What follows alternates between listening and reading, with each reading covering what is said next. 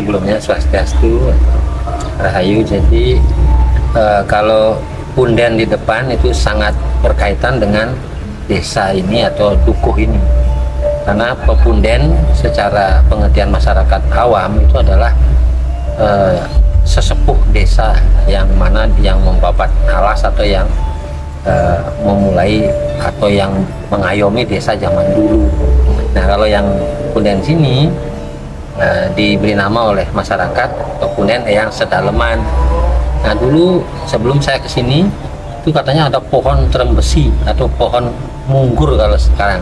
Kalau dulu, makanya kalau analisa saya sangat erat dengan desa ini. Nah, desa ini namanya Munggur. Nah, terus masyarakat Hindu yang menganut Hindu di sini tidak bisa lepas dengan sejarah alias ingin mengingat terus dengan pepunden. Maka setiap ritual apapun tetap kita mengaturkan sesaji di sana atau mengaturkan rasa bakti wujud apapun di tempat itu.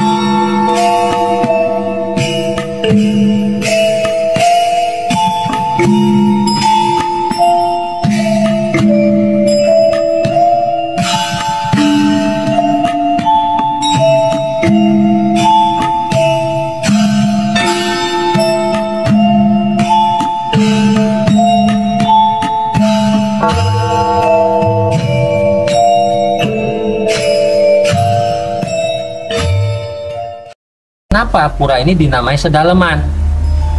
Karena dulu warga Hindu sebelum punya pura sembayangnya di punden Sedaleman. Akhirnya masyarakat sepakat nama beliau dipinjam. Kalau bahasa Indonesia, kalau bahasa Jawanya namanya Nunggak Semi. Ya, nama beliau dipakai nama pura. Makanya puranya tidak seperti Sansekerta, tidak seperti India, Jawa Tulen. Karena minjem nama pepundennya. Karena dalam ritual Hindu menurut ajaran yang disampaikan Romo Maming harus ada 5 komponen. Jadi 1 mantra, itu pemangku yang mengucapkan. 2 kidung, ya gending-gending itu. 3 ada gong, gamelan. 4 ada kentongan. Yang 5 ada genta, genta ya. Maaf, itu namanya, itu nama Sansekertanya atau nama ajaran itu namanya Panca Gita.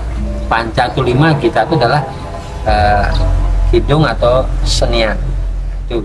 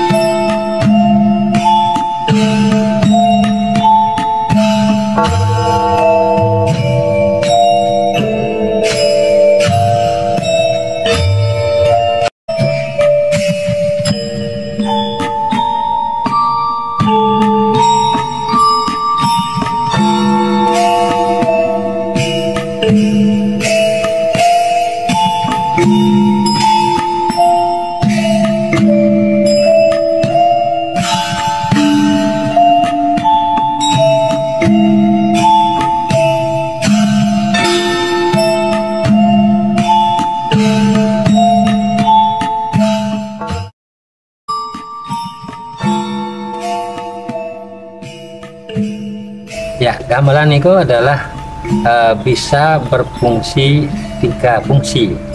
Jadi bisa berfungsi memanggil. Misalkan, makanya gamelan apalagi di Jawa. Gamelan di Jawa bermacam jenis. Ada yang dolanan, ada yang sekar alit, ada yang sekar agung kan gitu ya. Nah, jadi seandainya belum mulai sembayangnya, para wiyogo sudah ngumpul, dia gamelan. Nah, gamelan ini sifatnya itu adalah memanggil. Nah, zaman dulu kan tidak ada loudspeaker, zaman dulu maksud saya. Jadi lewat gamelan itu, gamelan awal itu adalah pembuka namanya, memanggil. Nah, setelah datang, gamelan itu akan memulai. Nah, para kalau sudah selesai sesaji sudah ditata oleh ibu-ibu, ada petugas, ada pemangkunya atau pemimpinnya atau imamnya kalau di Islam sudah siap. Nah, gamelan ini mulailah meningkat ke tembang-tembang yang sifatnya mulai ke sakral. Kalau yang memanggil tadi sifatnya umum atau sifatnya lagu-lagu dolanan, itu memanggil. Seperti misalkan micin atau lagu-lagu dolanan dan sebagainya, itu memanggil. Nah, setelah mulai mangkunya atau pemimpinnya duduk, nah, gamelan sudah berubah anunya, tembangnya sudah berubah. Nah, kadang-kadang mulai dari sekar mijil, kata-katanya sudah kata-kata tentang ketuhanan. Nah, kan mijil itu bisa kata-kata untuk dolanan, bisa untuk kemanusiaan, bisa juga untuk ketuhanan. Nah, itu hebatnya di Jawa. Nah, mulailah kidungan itu. Nah, jadi mantra mulai, pemangkunya ada kidungan, ada gamelan sudah mulai. Nah, akan berakhir mangkunya memantra, gamelan juga memberi tanda dia. Itu. Nah, barulah mulai sembahyang bersama, gamelan diem, kita sembahyang. Setelah sembahyang, prosesi setelah sembahyang itu diiringi gamelan juga. Contoh misalkan selesai sembahyang, kalau di Hindu ada namanya mohon tirta suci, air suci lah kalau bahasa umum. Kalau bahasa agama namanya tirta. Mohon tirta itu ada kidungannya, ada gamelannya. Nah, di Jawa. Jadi dulu sebenarnya gamelan dengan ritual itu nyetel sebenarnya. Nah, cuman karena sudah sekian ratus tahun hilang, sehingga kadang-kadang bingung masyarakat. Itulah kalau di ritual Hindu, jadi ada pembuka, ada inti, ada penutup. Nah, penutup itu biasanya namanya sekar Santi Mulyo. Nah, itu. Atau juga ada yang memakai pangkur merenas, ada juga memakai tembang kesama suamem. Semua diiringi dengan gong. Jadi itulah kehadiran gong di dalam ibadah Hindu itu sangat melengkapi dan sangat inti. Jadi kembali bahwa gong itu adalah sarana pokok kalau kita ingin lengkap di dalam menyembah. Selesai sembahyang itu kan mohon tirta suci, tirta itu wujudnya air ya, dicipratkan 3 kali. Itu simbolis dari semoga pikiran kita tuh disucikan, semoga ucapan kita tuh disucikan oleh sarana dari Tuhan, semoga perbuatan itu disucikan. Itu filsafat daripada tirta. Jadi jangan orang kalau nggak paham asal minum air saja, itu ada maknanya. Makanya nggak perlu banyak kayak segelas gitu, nggak perlu, hanya simbolis. Nah, terus ada beras itu adalah biji itu benih. Jadi semoga setelah pikiran kita disucikan, ucapan kita disucikan, perbuatan kita disucikan oleh Tuhan, oleh alam, semoga punya bibit, ada benih dalam tubuh kita, benih-benih daripada kebaikan tadi. Nah, semoga tumbuh, makanya dimakan, ditempelkan di sini karena ini adalah cakra, ya. Ini nempel di sini juga cakra sebenarnya. Nah, itu ada simbol 3. Ini dimakan di sini. Itu. Nah, kadang-kadang berkembang, ada yang tempelin di sini, itu perkembangan. Jadi intinya air suci itu adalah permohonan kita, semoga pikiran, ucapan, perbuatan kita semoga disucikan, semoga berjalan di dalam kebenaran, tidak menyimpang. Nah, bija beras itu adalah biji, namanya bija. Semoga dalam tubuh kita tumbuh benih-benih kesucian.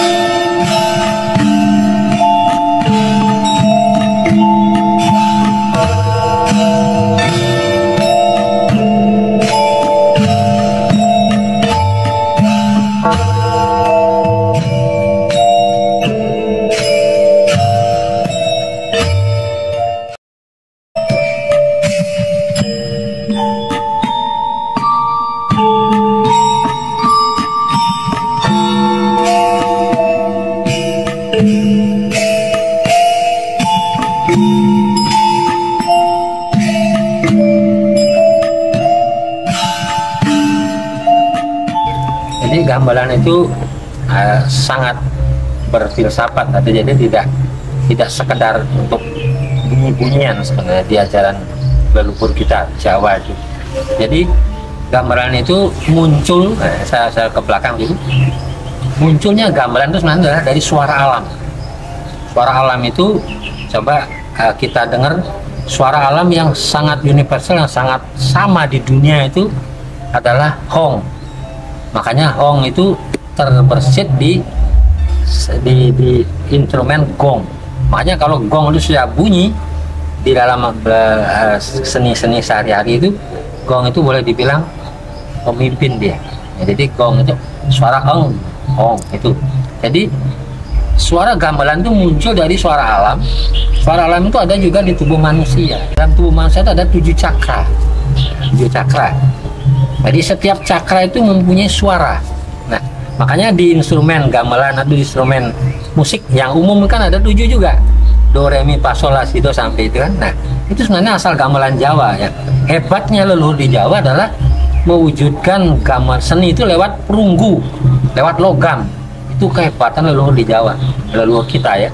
Itu sebenarnya. Nah, sekarang kalau dihubungkan dengan ajaran agama yang dipeluk oleh saudara kita Hindu, itu jelas sangat berhubungan. Karena di Hindu itu ada dibahas tentang kehidupan manusia dan alam.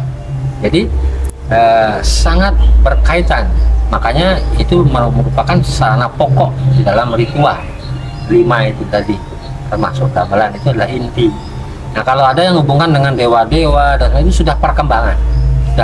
Jadi pada prinsip intinya sebenarnya gamelan itu adalah getaran-getaran daripada cakra manusia. Kalau sudah cakra bergetar, cakra alam itu bergetar, nyambung lah. Jadi connect. Nah, kalau bahasa Jawa kuno namanya manunggaling kaulo gusti itu. Itulah. Itu filsafat intinya di situ sebenarnya gamelan. Nah, kalau dibawa zaman sekarang, jadi gamelan itu adalah seolah-olah unsur seninya dalam suatu ritual. Padahal sebenarnya intinya bukan masalah seni saja. Itu tidak salah, benar. Tetapi intinya adalah membangkitkan energi-energi cakra di tubuh manusia. Itu sebenarnya fungsi inti gamelan.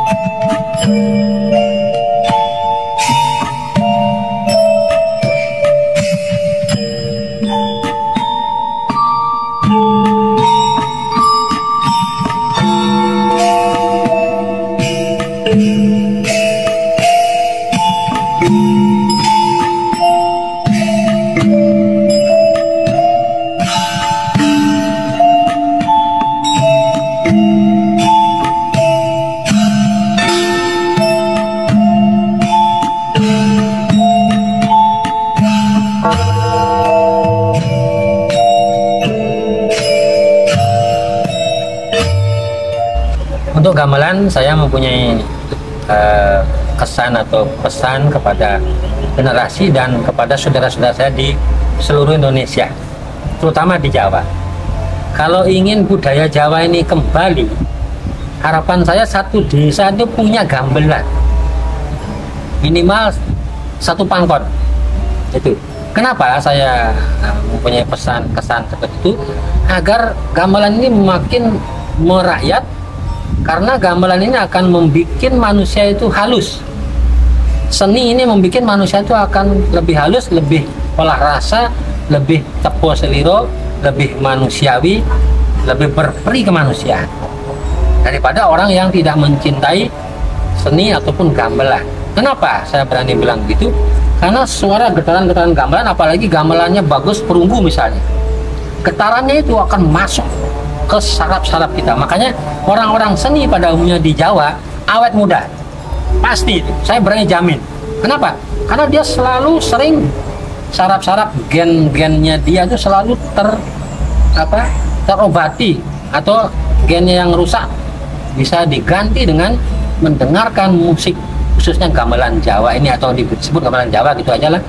Nah, ini saran saya kepada generasi muda, jangan alergi belajar gamelan, jangan kita menerima informasi yang kurang pas. Nah, seperti yang saya sampaikan tadi, gamelan itu adalah muncul dari getaran alam, yang mana getaran alam itu ada di semua insan yang hidup, bukan hanya manusia loh. Adik-adik coba aja lihat, kalau pas ada gamelan yang halus, lihatlah hewan-hewan di sekitar itu. Beda dengan gamelan itu sedang gemelegak, nanti gimana reaksi hewan di sekitar itu. Sekarang itu hewan, sekarang yang tidak gerak, tumbuh-tumbuhan. Coba adik-adik buat dua pot yang sama, satu sering setel gamelan yang halus, yang satu adik-adik sering setel gamelan yang agak energik, nanti berbeda nggak tumbuhnya. Coba adik-adik nanti eksperimen. Kalau adik tidak percaya pengaruh gamelan terhadap kehidupan. Jadi singkatnya, saya berharap generasi di Indonesia ini kembalilah kepada budaya kita yang mengandung gamelan, apapun wujudnya, entah itu bambu, entah itu perunggu, entah itu logam, itu semua mempengaruhi sel-sel manusia atau makhluk hidup. Demikian.